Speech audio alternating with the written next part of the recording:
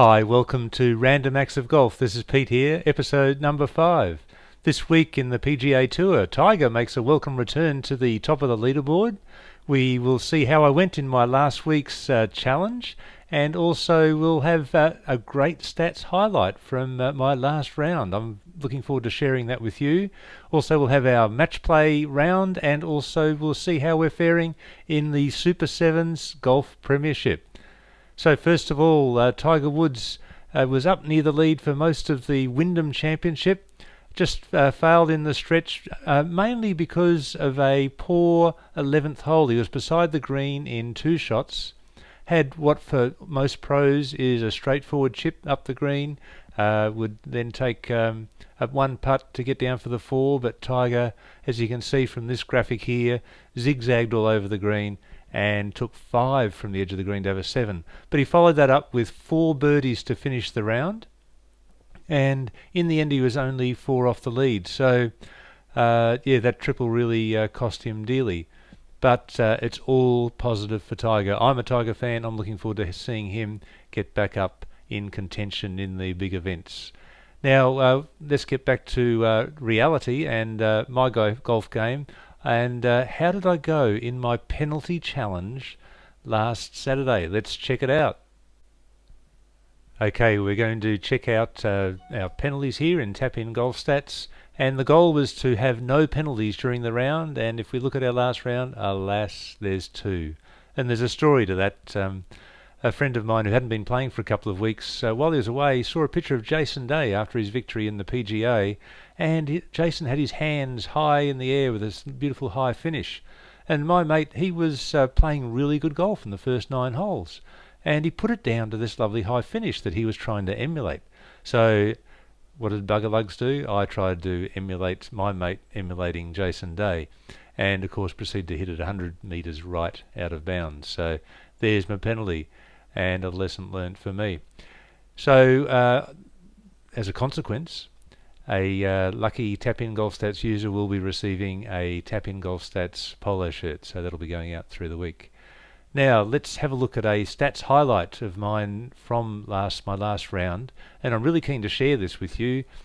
And if we go to our pars, there's an analysis of how you perform by the pars of the course, as in par 3s, 4s and 5s.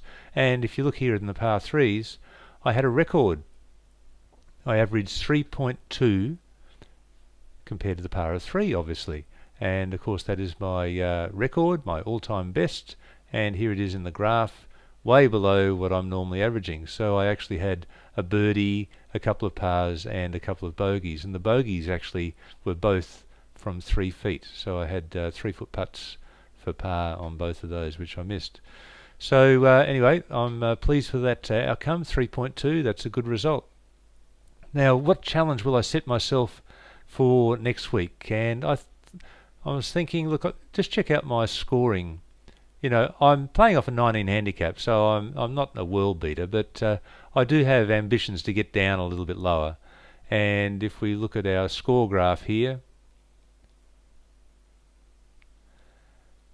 and you can see my average is 95. My last round I had 96. You know, my best round here is 90. So I really need to get that round down. And if we just have a look at how my scores are made up, if we look in the split here,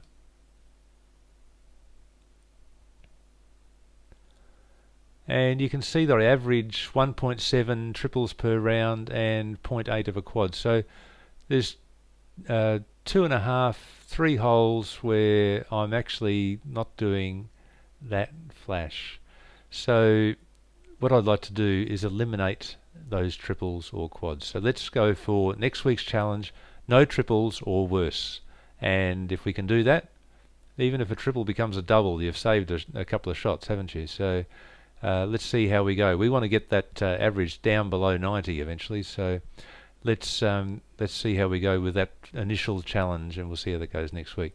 Now let's do our match play, and this is of course myself against my average. We'll click on the match play tab.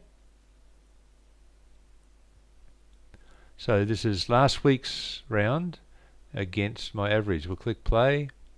Of course, if we beat the average, we're improving. We lost the first hole with an 8. We're still one down after 4.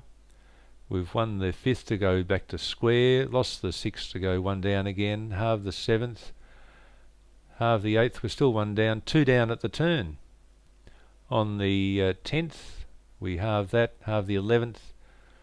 We win the 12th to go one down. It's a pretty close match. We're all square after 13 and 14. We lost the 15th to go one down. We're one down after 16. Oh, it's all square on the 17th. How'd we go on the last? Oh, no good.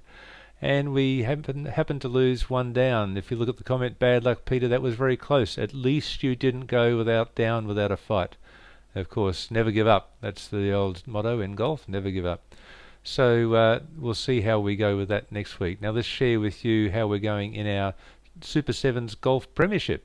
And here's the Premiership table, and you can see Dennis was the highlight of the week with 8 points. So he beat his handicap by 1 shot. You get 7 points for achieving your handicap, and 1 point extra for every shot better than your handicap. And I ended up with 1 point, which means I was 6 shots worse than my handicap. And I'm sitting there in 4th position, still a fair way behind the leaders, 4 points out of the money. So we'll see how we fare in weeks to come. It's your best 7 rounds count over the length of the Premiership, and the Premiership ends on the 5th of December, so still plenty of time to get some points.